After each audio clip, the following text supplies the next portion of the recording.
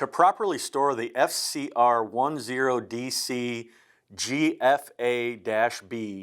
refrigerator, you must turn off the appliance. You accomplish this by opening the refrigerator door, locate the user control panel, and press and hold the on-off button for 5 seconds. After 5 seconds, the control panel display will say OF or off, and the interior light will turn off after 3 minutes. If the light doesn't turn off after 3 minutes, disconnect the battery. Next, empty the refrigerator and dry out the inside appliance cavities. Then leave the doors open for ventilation during the storage period. For extended storage and winterization, the battery should be removed and properly maintained. To bring your coach out of storage, just reverse the sequence by pressing the on-off button for 5 seconds until the previously selected temperature returns to the control panel.